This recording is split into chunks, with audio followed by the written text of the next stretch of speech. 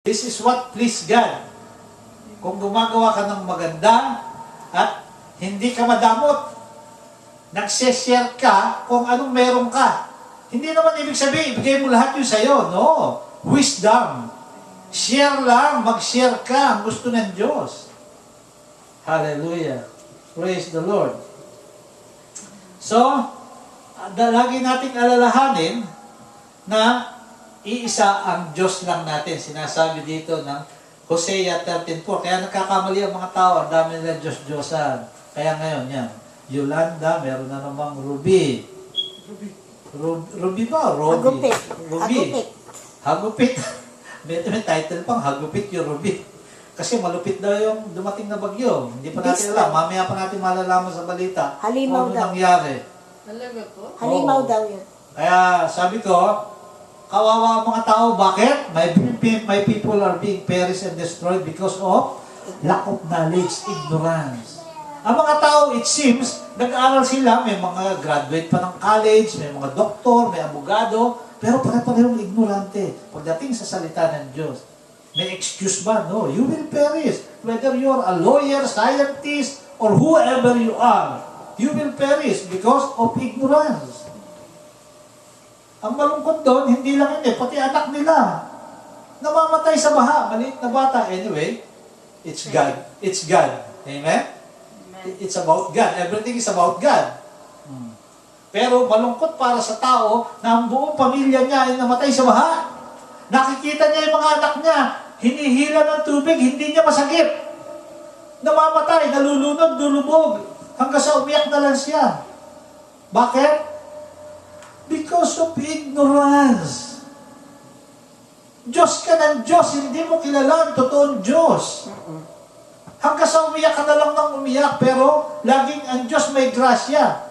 Amen. May natitira, may isang anak pang natira. Sa 10 namatay, may isa pang nabuhay. Tumino ka na. Alalahanin mo ang Diyos. Alamin mo ang Diyos kung sino talaga. Magbasa ka ng salita ng Diyos. Kilala naman daw siya. Amen. Hallelujah. So, alam mo ang may kasalanan?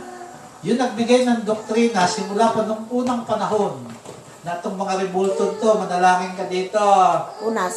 Itong malaki ang tiyan na to, sambahin mo. Yan ang tinatawag na Diyos. Halikan. Itong Punasan. 6 ang kamay na ito, na gumagalaw-galaw, ito ay Diyos, sambahin mo. Sino ang nagpaumpisa niyan? Yung unang nakadiscover ng Diyos-Diyosan nila.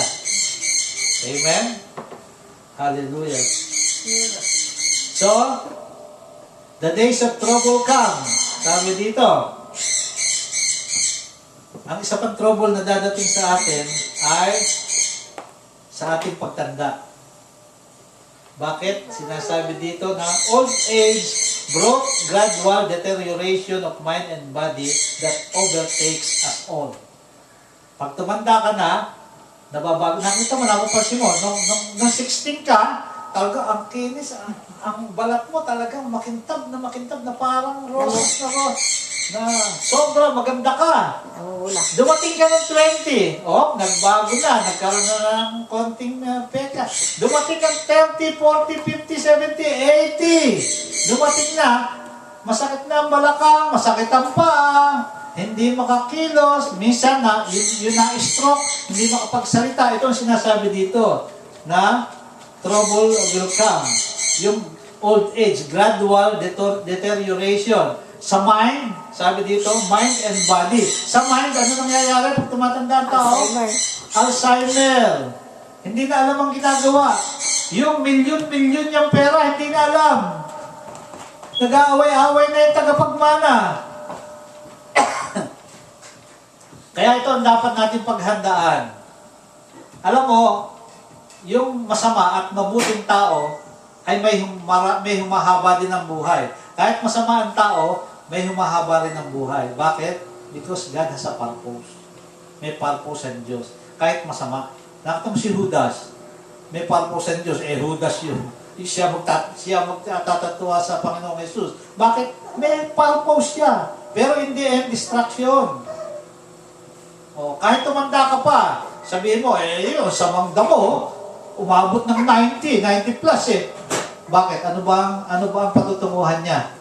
Sinasabi ng Biblia, destruction. Oh.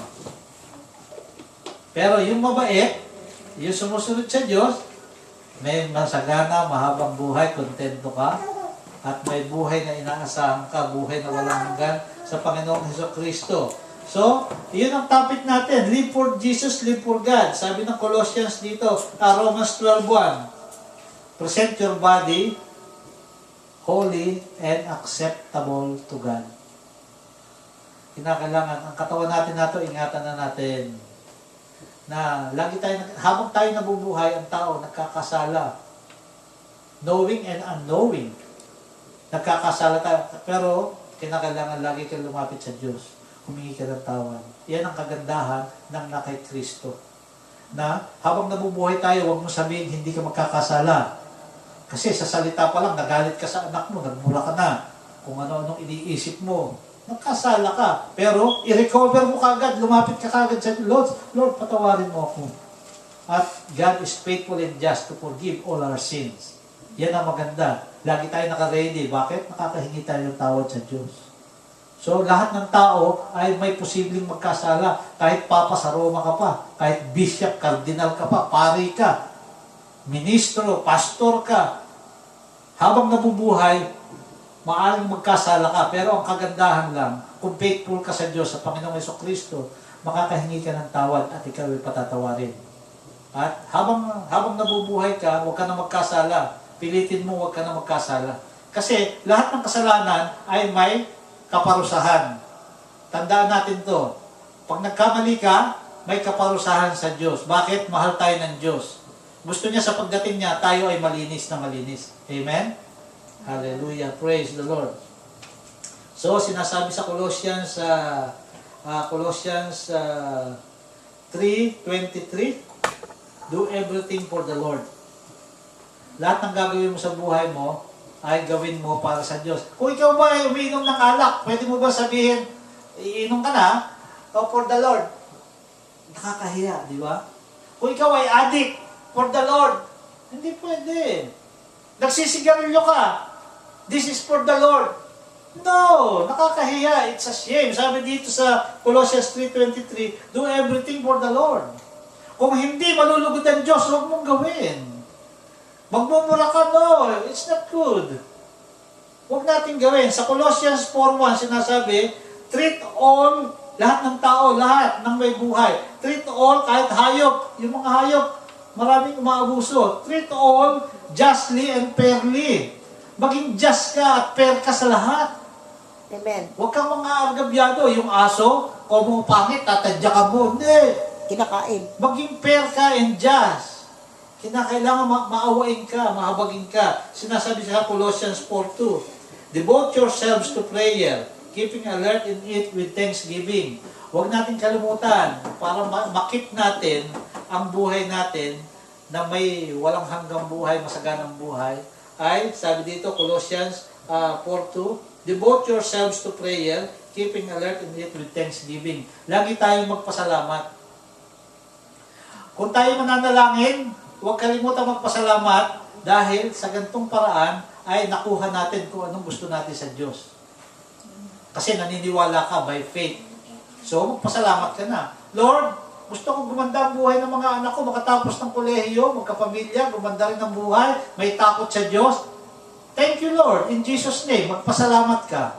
At darating ang time na yon, makikita mo na lang.